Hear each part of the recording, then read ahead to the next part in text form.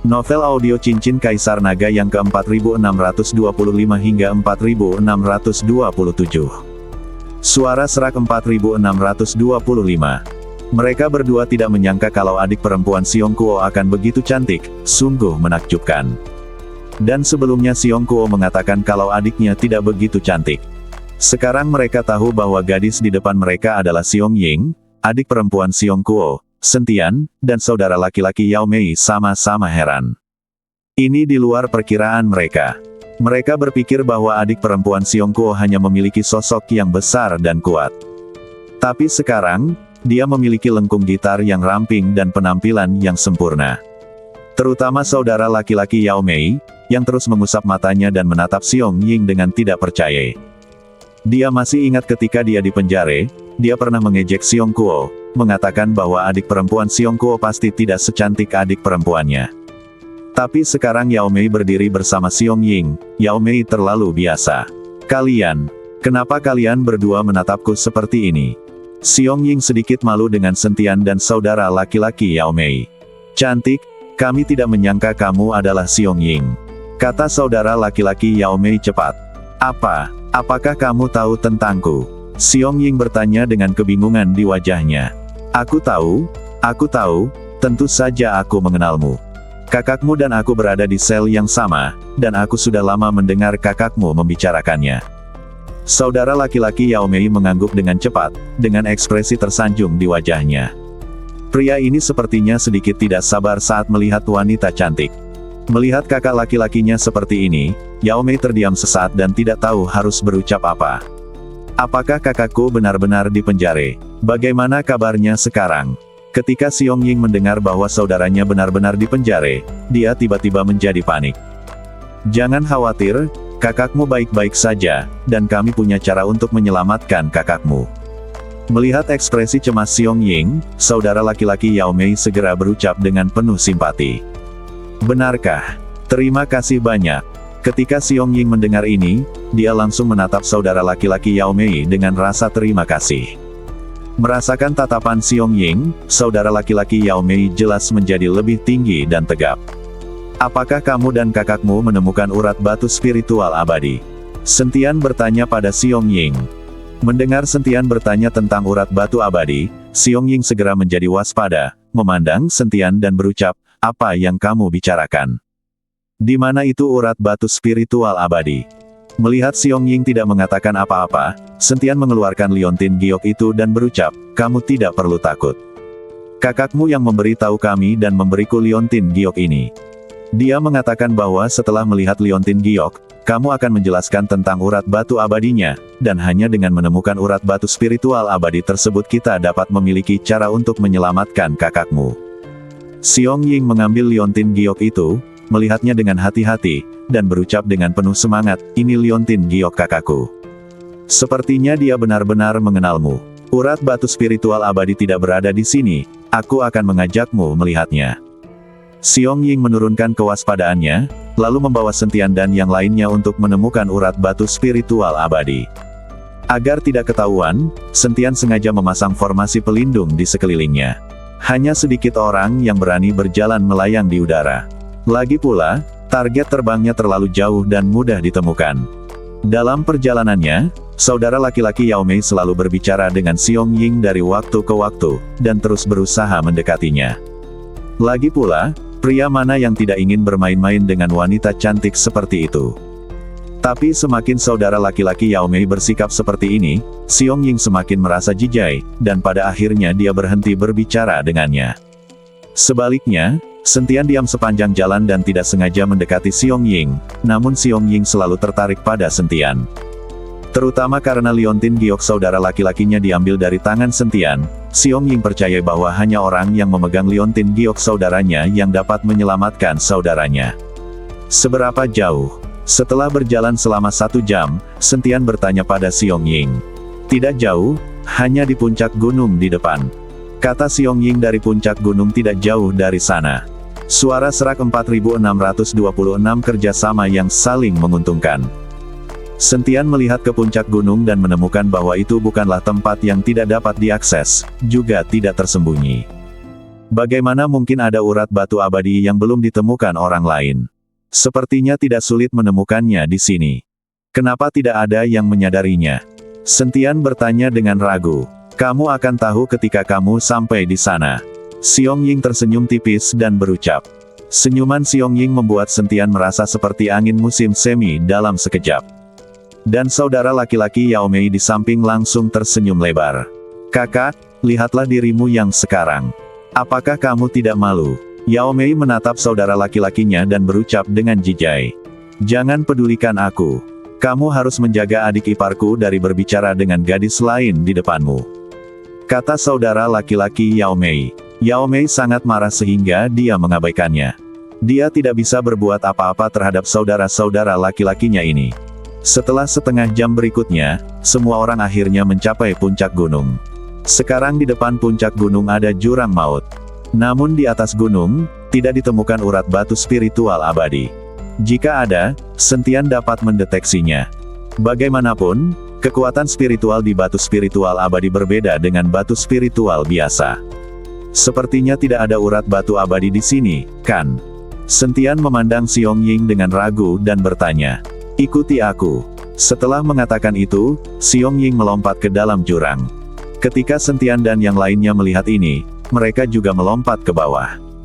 Meskipun itu adalah jurang maut, bagi kultivator seperti mereka, tidak ada yang menakutkan sama sekali, mereka sudah terbiasa terbang di udara. Saat semua orang turun dengan cepat, sebuah lubang muncul di tebing. Lubang itu tidak besar dan hanya bisa menampung satu orang. Kemudian Xiong Ying menstabilkan sosoknya dan dia masuk ke dalam gua. Sentian dan yang lainnya masuk satu demi satu. Begitu mereka memasuki gua, Sentian merasakan aura batu spiritual abadi. Gua itu sangat gelap, dan Sentian langsung mengangkat bola api dari telapak tangannya, menerangi area sekitarnya. Setelah berjalan beberapa saat menyusuri pintu masuk gua, terlihat beberapa batu abadi tersebar bertatakan di dinding batu di sekitar gua. Meskipun kelihatannya tidak banyak, dibandingkan dengan kenyataan bahwa mereka tidak dapat menemukan batu abadi di luar selama 1,5 tahun, tempat ini sudah menjadi milik mereka. Begitu banyak batu abadi, begitu banyak uang.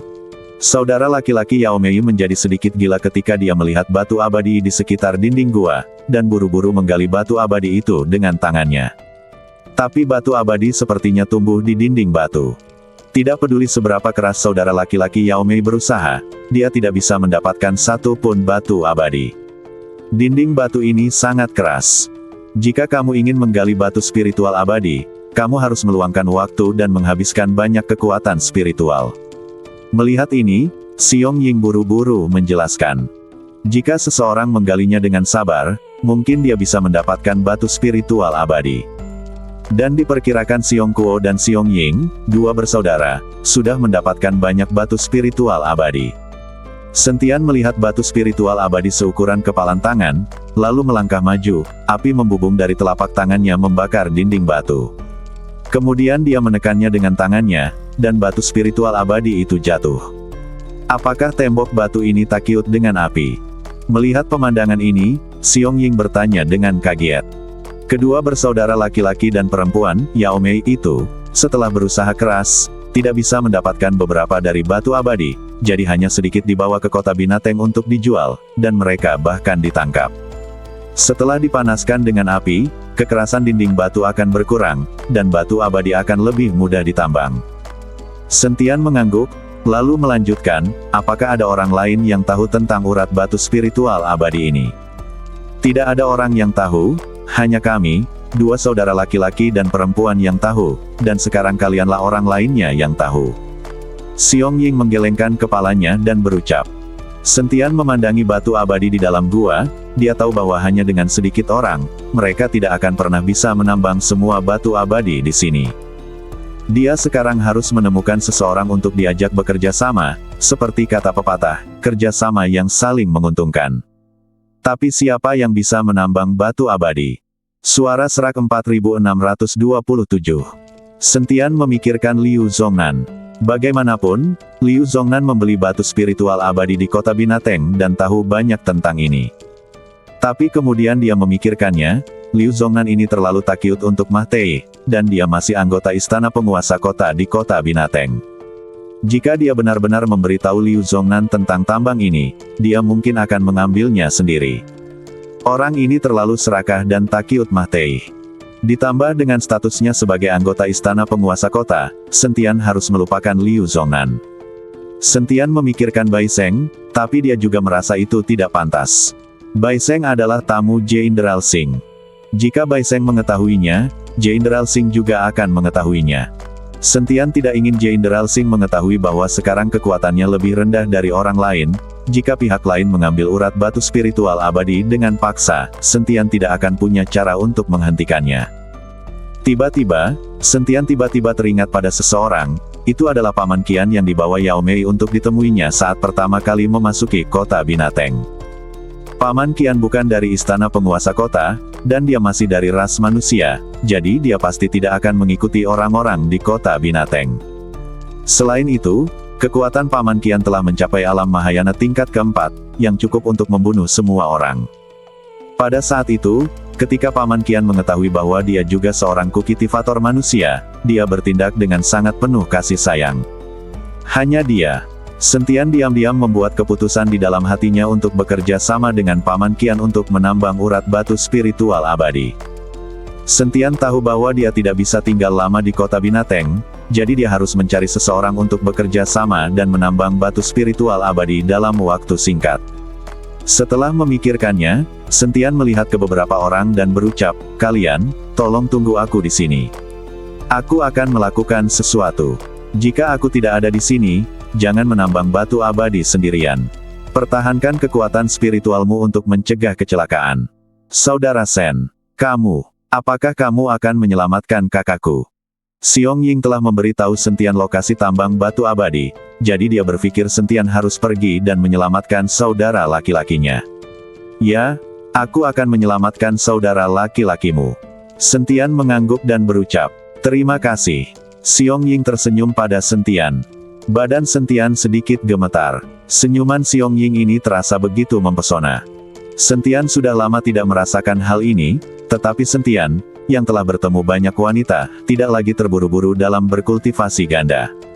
Bagaimanapun, dia masih memiliki Zhongli di sisinya sekarang, dan dia tidak pernah kekurangan wanita, semuanya cantik. Sentian keluar dari gua dan langsung menuju kota Binateng. Saat ini, di rumah seorang jenderal di kota Binateng, ada Mahiet di halaman. Dan Mahiet ini adalah milik Kuiyu. Kui itu memandangi badan saudaranya dengan perasaan campur aduk di hatinya. Seorang pria berseragam jenderal dengan wajah berat adalah ayah Kui itu, Kui Wanxing. Kui Wanxing tidak merasakan banyak kesedihan, matanya penuh kesungguhan.